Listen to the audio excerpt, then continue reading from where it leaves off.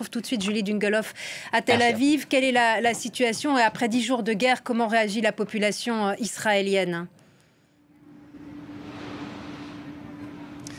Alors ici, je me trouve à Ramat Aviv, un quartier qui a été lourdement touché dans le nord de Tel Aviv. Il se situe non loin d'une base militaire israélienne.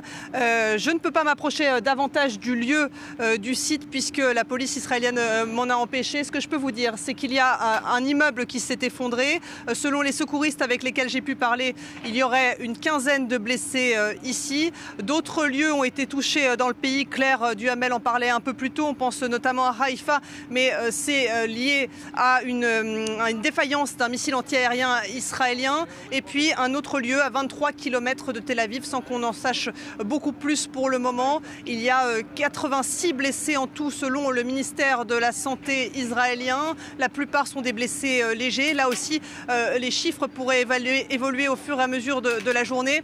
J'ai pu m'entretenir avec de nombreuses personnes ici sur place, notamment une femme d'une quarantaine d'années, Ronnie, qui a perdu sa maison ce matin. Et quand je lui posais la question, vous avez perdu votre maison et pourtant vous soutenez la guerre, elle me disait oui, je suis de gauche, je suis anti-guerre, mais contre l'Iran, je soutiens cette guerre car l'Iran constitue une menace existentielle. Je lui disais mais vous avez perdu votre maison? Et elle me disait oui, c'est le prix à payer lorsqu'on vit en Israël.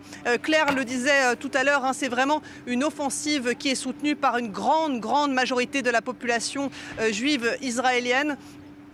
Et donc voilà, les gens sont assez résilients. Ce qu'ils espèrent à présent, c'est que ce conflit ne va pas s'enliser, que l'intervention des États-Unis va permettre de trouver un point de sortie. C'est ce dont on nous parle énormément, notamment en faisant référence à la guerre à Gaza qui dure depuis 623 jours. Ils espèrent que ce conflit avec l'Iran ne va pas s'enliser et que les dégâts ne vont pas se multiplier dans les prochains jours. Merci beaucoup.